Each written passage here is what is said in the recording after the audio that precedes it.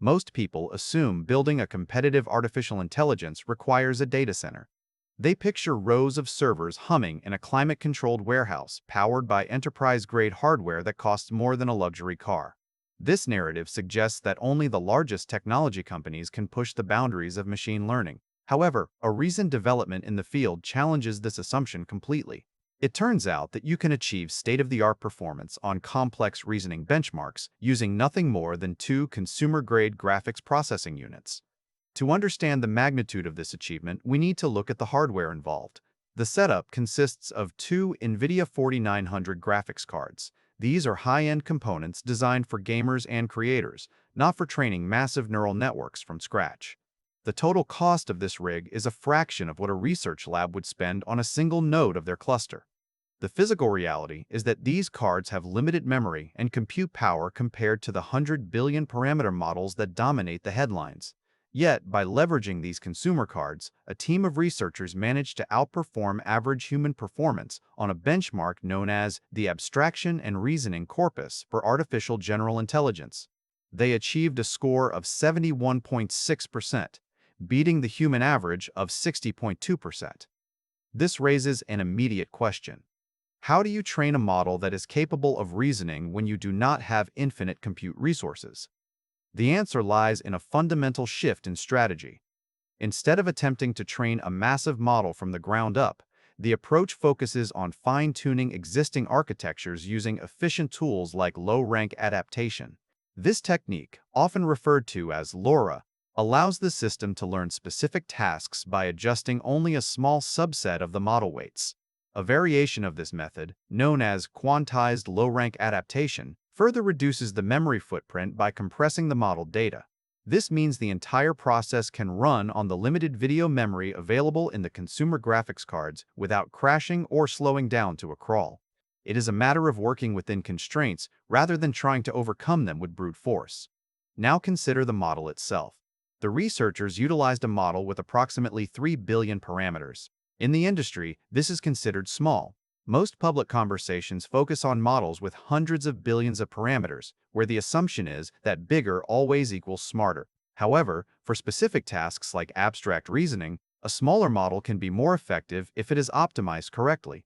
The key is not the size of the model, but the quality of the data and the method used to evaluate its output. The team employed a framework they call the product of experts. This concept treats the large language model as both a generator and a scorer. In practice, the system generates multiple potential answers and then uses the model's own output probabilities to select the best candidate. It is similar to a committee of jurors where each juror reviews the evidence and casts a vote, but the jurors are all instances of the same underlying intelligence. This architectural choice allows the system to perform a depth-first search through the solution space. Instead of accepting the first answer the model produces, it explores multiple paths and selects the one with the highest confidence score. This adds a layer of reasoning that a standard forward pass would miss. It transforms the model from a simple text predictor into a problem solver that can verify its own work. The computational cost for this verification is remarkably low. The inference cost for each task is roughly 2 cents. This level of efficiency makes the system viable for widespread use without requiring a massive budget. It stands in stark contrast to higher-cost closed-source alternatives that charge significantly more for similar capabilities. The implications of this engineering feat extend beyond just a single leaderboard score. It signals a shift toward what could be called parameter golf. This is a focus on maximizing efficiency and benchmark-specific performance rather than simply scaling model size.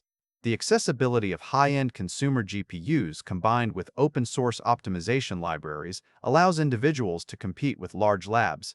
This democratization of artificial intelligence research means that the barrier to entry is lowering. Developers no longer need to wait for a major corporation to release a new model to experiment with advanced capabilities. They can build their own systems using the same tools and techniques. However, this approach does come with its own set of practical engineering challenges.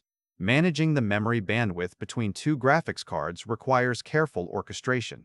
Data must be split and synchronized efficiently to ensure the model does not bottleneck.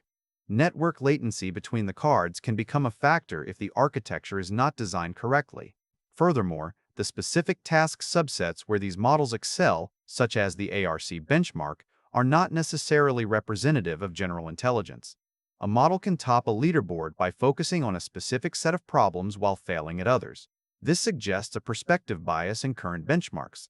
The goal is not to create a general intelligence that can do everything, but to create a specialized tool that performs exceptionally well at a specific task.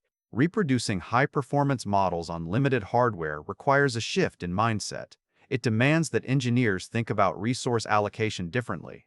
You cannot simply throw more money at the problem. You must optimize every line of code and every memory access. This level of optimization is where the true value lies. It forces a deeper understanding of how the underlying mathematics works. When you are forced to work within strict limits, you learn more about the system than when you have infinite resources. This is the essence of the DIY aspect of modern artificial intelligence development. It is about taking what is available and pushing it to its absolute limit. The transparency and reproducibility of this approach are also critical. By publishing their methods and results, the team allows others to verify the claims. This contrasts with the opacity often found in proprietary systems where the internal workings are hidden. When you know how the system works, you can improve it. You can find the bottlenecks and fix them.